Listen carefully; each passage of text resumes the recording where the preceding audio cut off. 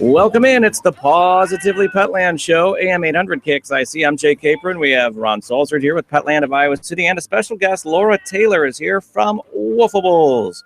And we have dog biscuits in studio. I already took a bite out of one. I had to be coerced, but I'm glad I did because they're tasty. And we'll tell you more about Woofables and a special fundraiser that's being put on to benefit the families of the fallen officers. We know about the tragedy that happened just recently here in Des Moines, and just the words can't describe how sad that situation was, how tragic it was, and everybody out there that wants to help is wondering, how do I do so? There were some fake GoFundMe sites that were set up, which is just awful in its own right. The fact that people would try to cash in on this tragedy is awful, but there's some legitimate ways that you can help. And one of them was recently Hertz Donuts did their Thin Blue Line donuts, and kind of playing off of that, why not give our dogs a little bit of a treat and support the officers?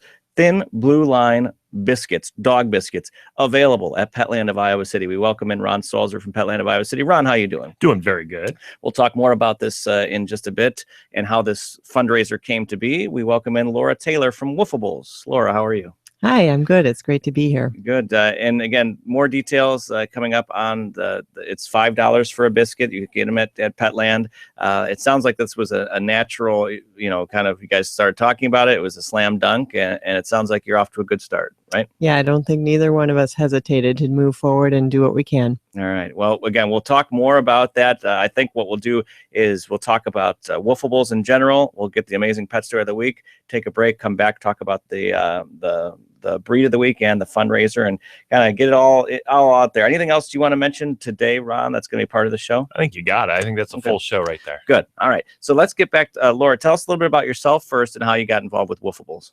Sure. Well, my husband and I bought the business about 6 years ago. Woofables has been around for about 12 years now.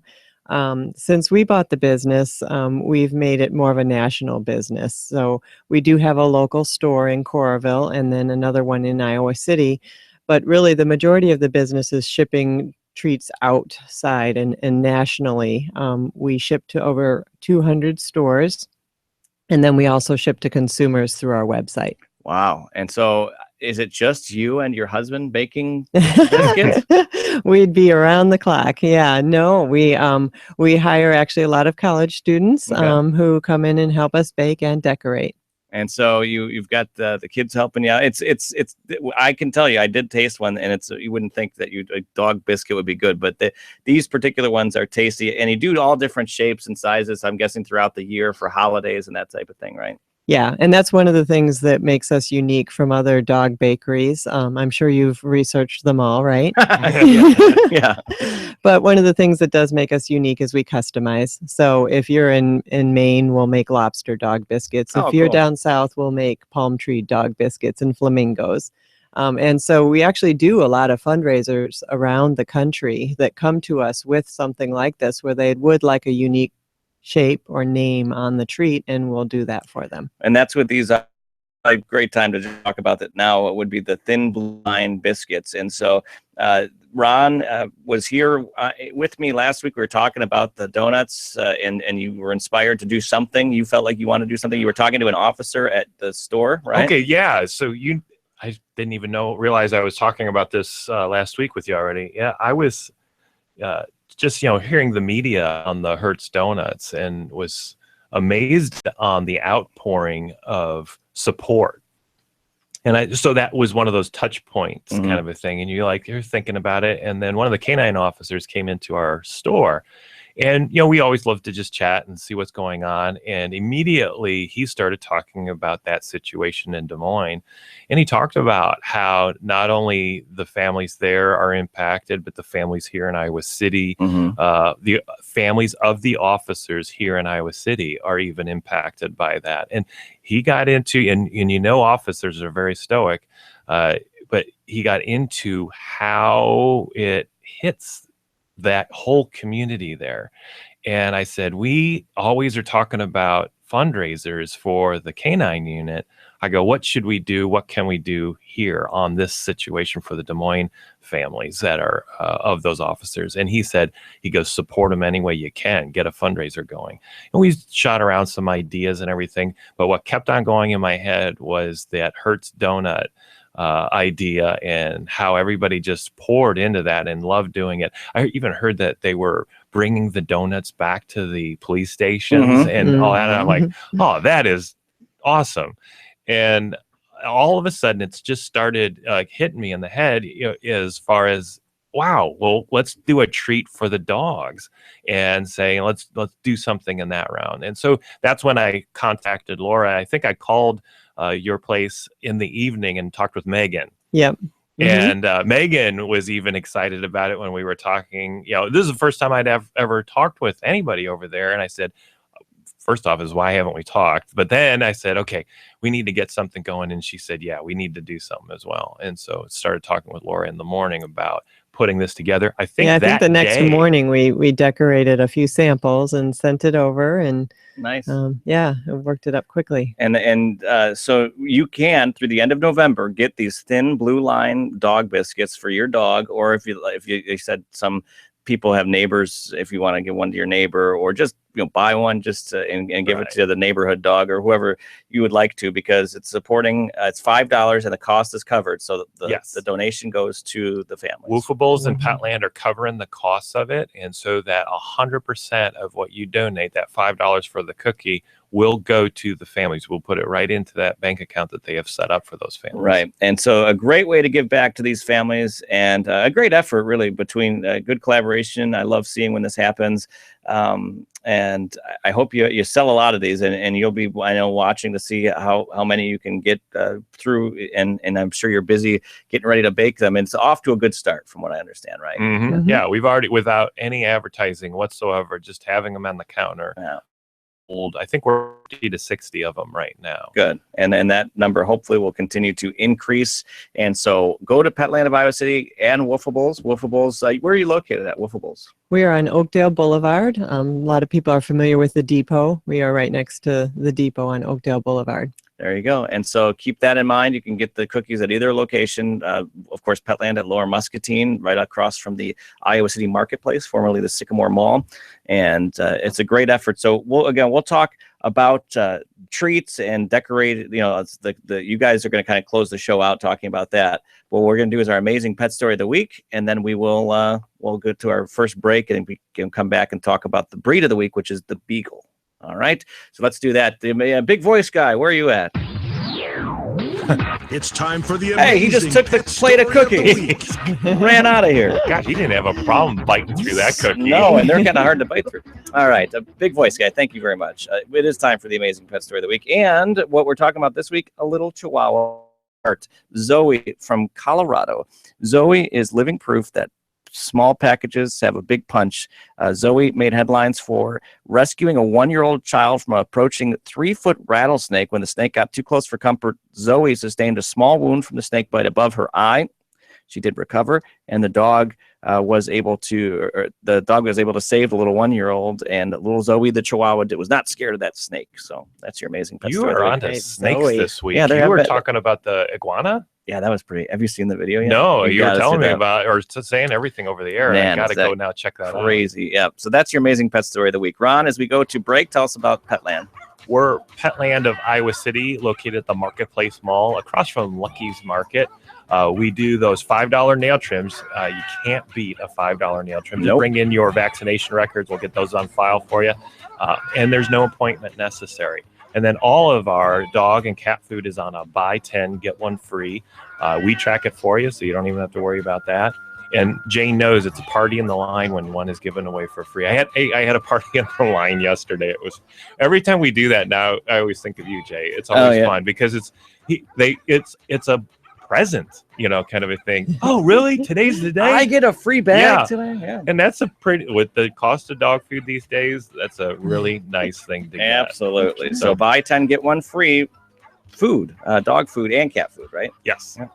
All right, that's Petland of Iowa City. This is the PAWSitively Petland Show. We'll be right back. We're going to talk about the Beagle. We're going to talk more about Woofables, and we're going to have some fun along the way with a Beagle and a Boston Terrier romping around the studio here.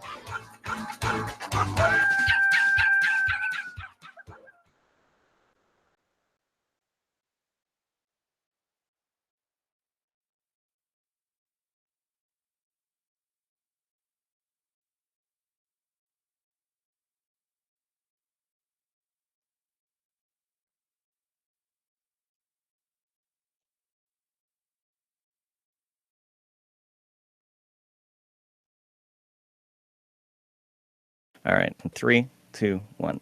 800 KXIC Morning Host Jay Capron with Ron Salzert of Petland of Iowa City. What are we going to talk about this week, Ron? We're going to talk about the Beagle. Is that the right breed for your family? So we're going to go into it. It is one of the Beagle that we have in the studio is wonderful. Mm-hmm. Then we're going to talk about the thin blue line cookies that Woofables and Petland has joined together to do a fundraiser for those families in Des Moines of the fallen officers. Absolutely. And I might just have to have another one of these. It's the Positively Petland show. I'm telling you, these are good treats. Sunday mornings at 9 on KXIC. Worked out on the fly. Who needs a script, right? All right, so we're gonna get started with the second segment. Then I'm gonna get out of here, okay? And you have to call. Oh, and then when do I go till? 45. Yeah. Okay. We're gonna talk a lot about our businesses, which is fine. Yeah, that's nothing wrong with that at all. People like to hear. Yep.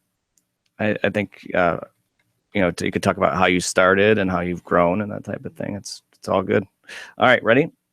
In 3, 2, 1.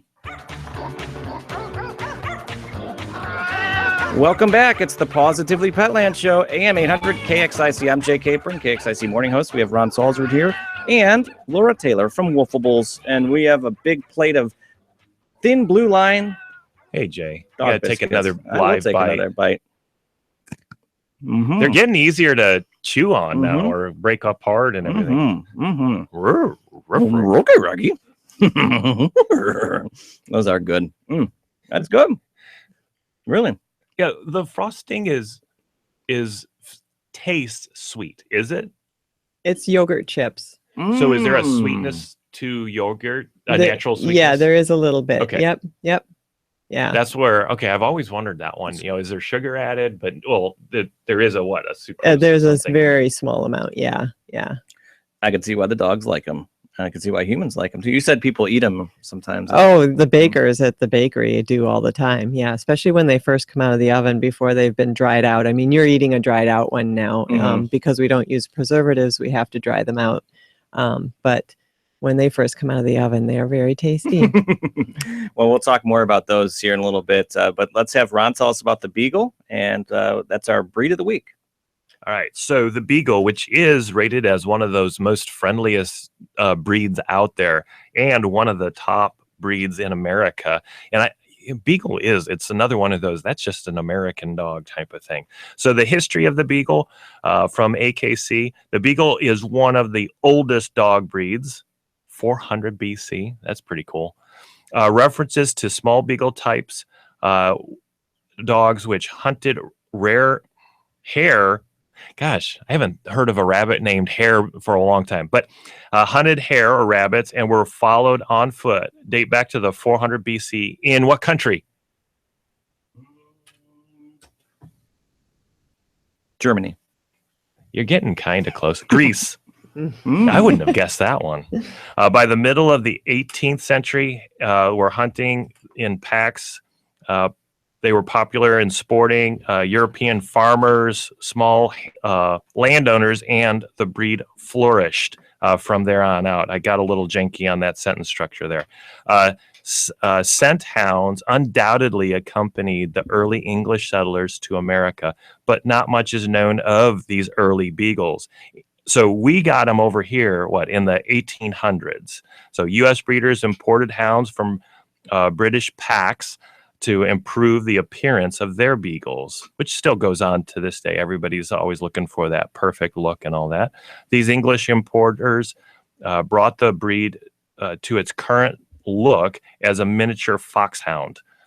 With the establishment of the National Beagle Club of America was back in 1887.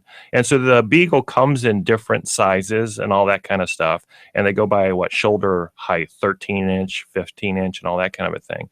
So looking at, its form and structure to perform his work as a hunter, a Beagle must be sturdy, balanced, and moderate in all aspects.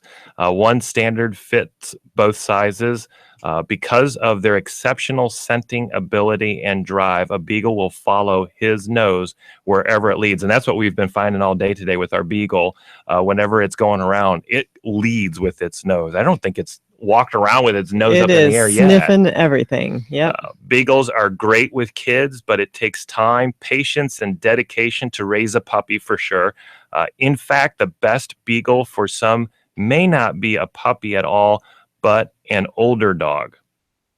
No, I think that there's benefits to both on that. And that's the great thing about dogs. The amount of time you have to devote to your Beagle may help answer this question. So I think on the older dog, you're going to have some habits that you're going to need to work on and break and all that kind of stuff, where a puppy will, you're going to be able to train those. The older dog will probably learn quicker, where the puppy will, just due to development reasons, need to grow up, and the brain will grow with it and be able to do more. The average lifespan of a Beagle is about 15 years, and that's about it. So the Beagle is a shedding dog, and so that's something that you'll want to take into consideration. It's in that medium size dog.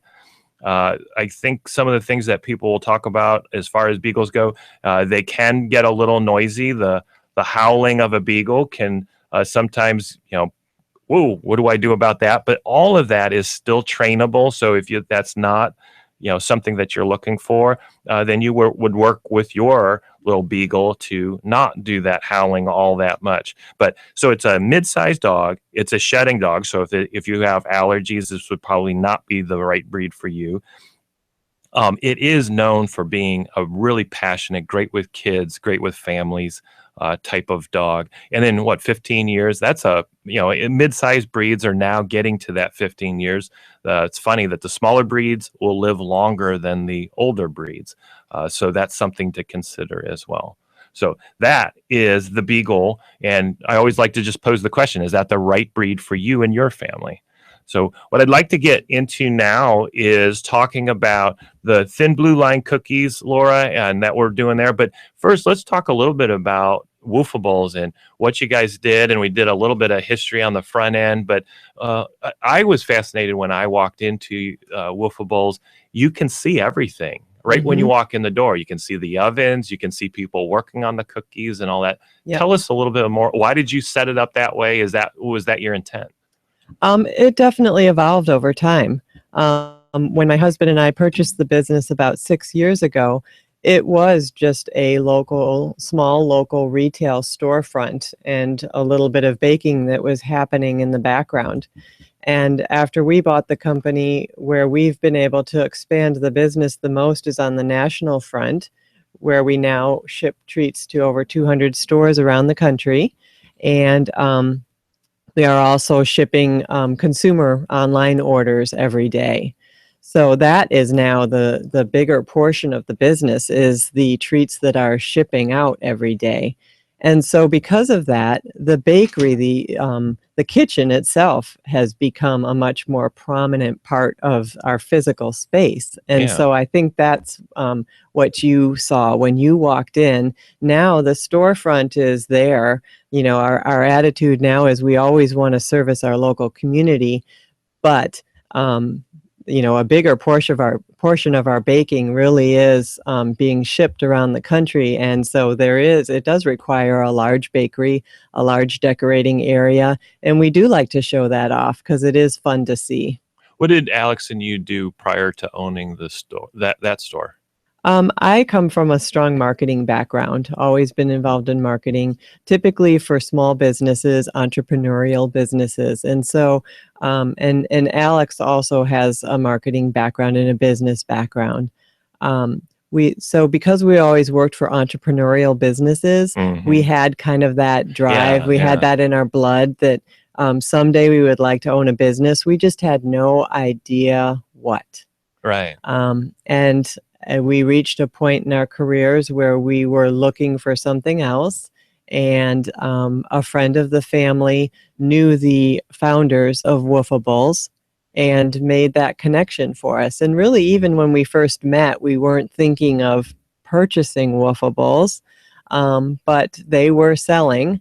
And as we learned more about the niche and the marketplace, we became more and more, it almost got to the point where we felt like it was meant to be, you know, where you start out talking just casually and not even thinking of you know, purchasing this business, to getting to the point over a couple months later, you feel like it's meant to be. And that's really kind of how it evolved. It's similar to Wendy and I in some ways. My desire to run a business was when I was a teenager. And my memory is that my parents were talking about it, and it was my dad that said, it'd be fun to own a business someday, and kind of thing. I don't think they said it ever again. And because he worked as an engineer, and he retired in the same company that he started with and all that, but it just stuck. And I think when I was looking at college and what degree do I get and all that, I even at that point said, well, what degree allows you to do anything you want? Yeah. And we're a family of engineers. And so I think there was a bias there, and he's sort of engineer, kind of a thing. Yeah. But I always had that desire to own my own business. And some people will think, well, you wanted to be the president of a company, isn't that right? Mm-hmm. I go, no, that's not the source of the desire. It's more like playing Monopoly. Yeah. And in figuring out how to make everything work. Is that something similar for you? Well, and I enjoy the flexibility. You know, you've got choices every day, and you're able to learn from those and experiment and try different things and see what, works and what doesn't work. And I love that whole process. Yeah. Versus, some people prefer to go to an 8-to-5 job and know what to expect that day and know how their day is going to be. Whereas, I think if you own a business, if you want to enjoy what you're doing, you need to enjoy that flexibility and being able to make changes on the fly. And sometimes you have to make the change or you're not in business type thing. So you even get into those. When you say flexibility, I'm not sure how much time you and Alex have to put into that business to keep it going, but are you putting in more time than you anticipated? Everybody says when you own your own business, you think you have all this time, but the opposite ends up being the truth. Well, and there's always one more thing that needs to get done too.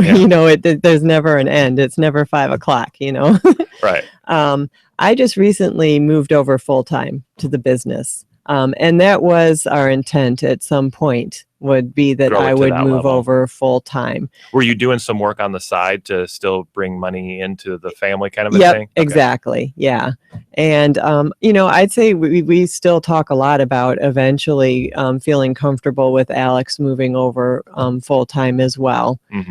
So that day may come. Right now we have three kids in college. So today is not the day. Okay. So we have another thing in common. We have 2 here in Iowa in the college, and that's a hefty bill, isn't it? Yes. So going back to you met the previous family. What did you see the business as something that you could grow? I mean, was there that kind of like, oh, we can do this and we can make it bigger, or we can be more unique, or what were some of those thoughts? Yeah, well, here's the deal. It was 2010. So, rewind to 2010, the recession is hitting. Yes. The community is still recovering from 2008 floods. And as we were looking through the company financials, trying to, consider whether this would make sense, what really stuck out was through the floods in 2008, the business remained steady, no decline. And then with the recession, heading into the recession in 2009 and 2010, still no decline, which I took a step back and just kind of said, you cannot screw this up. You cannot make it worse. Let's just maybe that's another way to put it. You cannot make it worse. This business has just been a catastrophic flood, and Yeah, a the water's recession, literally just down the road. and it has remained steady. So that's really what, and then as I looked more into the pet industry in general and learned that it was growing, learned that it, of a lot of industries, it is one that they say is fairly recession proof. And the niche, that was the other thing that I really liked about the business, was a very unique niche. You don't have a lot of competition, and you're able to really do something different and be creative with it. I think when I've thought about that industry, the baking of the canine cookies and everything, it's something that we all go, oh, I want to do that. And you do it, and that's the last time you're going to do it. It was neat. It was fun. It was like making Christmas cookies. I'll do that once a year or something like that. But it's not, once you do it, you're like, oh, okay, that was fun, but it's not something I want to do, long term or whatever. Yeah. Well, and I think a lot of what has incentivized us is then, as we expanded nationally and got to know other businesses around the country, all of a sudden you're making lobster biscuits for a business in Maine. You're making flamingos and palm trees for a business in Florida. You're doing a fundraiser in California, and it's for corgis, and you're writing, corgis 2016 on there. I mean, it's just unimaginable, all the different events and fundraisers and organizations that think of, creative ways, believe it or not, to use dog biscuits. Oh, yeah. And that's what we believe makes us unique, is we will do those. That's our specialty. Yeah. Are you finding the same? Another thing that Wendy and I have found when we go to the trade shows, which is always fun. I've been to trade shows in other industries, the engineering, and I will say that it's techie, and so it's fun in that way, but there's not any real fun about them, kind of thing. But when you go to a pet trade show, so this is where the goods, the new stuff is coming out and all that kind of stuff. It is exciting. It's like a toy store kind of and thing. there's dogs all over the place. Yeah. It's a really unique trade show. You're abnormal if you have not brought your dog with you to a pet trade show. And they're fun. And then Wendy and I also love it. It's a family thing. There's a family aspect to it. And that's what we also loved about, owning a business. It's family oriented, and even trade shows and all those things that you do to make better or to expand your business, those are even family oriented, and we just have loved that aspect of it. Yeah, the formality of kind of what you imagine with kind of a white collar, position or industry.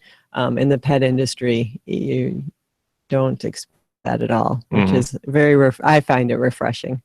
Yeah, we do as well. So you took over the store. And then did you have like the path that the store has taken? Was that something that you saw when you were purchasing it? Oh, there is this more national sales. Did you identify that at the beginning, or was that something you got into the business, figured it out, learned, stubbed your toe a couple of times, and then said, okay, this is the way we go? Well, we definitely stubbed our toe more than a couple of times, but we did feel like we needed to grow nationally. The part of the reason the original owners were selling was because after about 6 years, they were even, and after 6 years of hard work, and they weren't paying themselves, and they were breaking even. So that was extremely draining on them, and they had, reached the end. They were ready to be done with this show. And when we looked at the business, we felt like they had done a really nice job building a strong, very loyal customer base in the local area. And we didn't really see a ton of opportunity to grow that a lot. And since we've bought the business, we have done some things and really don't feel like we get a huge return for that. Whereas on the flip side, when we launch a website that has national exposure and start doing some national efforts, it explodes. So maybe there is more opportunity locally, but because the national opportunities have been so much easier, You're right. I think it's just natural that that's where we're gravitating, is we're taking care of those national opportunities just because those are the ones that are coming to us. It's been really interesting talking about all this, because you got into it for the same reason Wendy and I got into Petland, and have found the same thing. And oh boy, we stubbed our toes as well along the way. And you go, oh no, there's been nights when we're crying ourselves to sleep, going, how are we going to make ends meet? Kind of a thing. You wake up the next morning, put the you boots have no back on. choice. Yeah. And that's the tough part. And as soon as you think you've got it all figured out, something breaks, and you're like, oh no, we were going so good. So we've got just a couple more minutes left. Just getting back to our Thin Blue Line fundraiser that we've paired up together on. Can you talk a little bit about, $5 for these cookies, 100% is going to go to the families of the fallen officers, for those Des Moines officers, families. Can you tell us about the making of it, the ingredients? What does the dog get out of this? Kind of thing. Yeah. Well, I guess, we were just talking about the challenges of being a business owner. And as we segue into this topic, one of the things that you can take advantage of as being a business owner is helping the community. And that's what I love about what you came to me with this idea, is that it gives us a way to make it very easy for the community to contribute to the families of these fallen officers. They don't have to, it's not a lot of money, but you can get something special for your dog and not spend a lot of money, but know that you're helping these families, and that 100% of the dollars is going towards that. So now about the treats, though. They are made with 100% human grade materials, no agricultural grade materials, so much healthier for your dog. They are fresh, and I believe that is the biggest reason why dogs love them. I oftentimes compare it to if you're offered a chocolate chip cookie that just came out of the oven, or if you're offered a chocolate chip cookie that was pulled out of a box from the grocery store that's been sitting in your cabinet for a month. Which one are you going to grab? And I don't think it takes the dogs long to realize that the fresh cookie fresh out of the oven is a heck of a lot better than the one that was pulled out of the box, out of the cabinet. Yeah, these are all within the last 5 days being made. Yeah. So that freshness, I believe, is really, they notice it. That's what makes them gobble them up. Awesome. We even tried some. I took a taste myself with Jay, and they actually do taste good. Now, do they taste like a chocolate chip cookie? Okay, not quite. Well, and they're a little dried out, and Yeah. we do that because we don't use preservatives. So, and it is, it helps their teeth too if they're Right, and that is able the to kind of functional chew. purpose. Yeah. Because it strengthens up the teeth and keeps them solid and all that kind of a thing. So, all right. So we're doing that fundraiser. We're going to do that through November. $5 per cookie is what we're asking for. 100% of that goes to the families of the fallen officers. You can get that at Petland in Iowa City, and then Woofables, and that's located in Coralville by the what's the road? Oakdale Boulevard and First Avenue. Right in the same complex that the Depot gas station is in. Exactly. Yep. So you can get them at both places all the way through November. And we'll then put that money into the bank account that has already been set up for those families of the fallen officers in Des Moines and Arundel. So that wraps up the show. So we talked about, Jay talked about snakes again, and I'm not sure why he keeps on bringing the snake stories up, but it was that the amazing pet story of the week. We reviewed the Beagle. Is that the right breed for you? And then we learned about two businesses and Woofables specifically on, what Laura and Alex has put together over the years, and it's an interesting story that we heard there. Thank you. So support us on this Thin Blue Line fundraiser that we're doing for those families through the month of November, and let's help those families out. Thank you very much, and we'll see you next week. Yeah, I've been laughing watching them.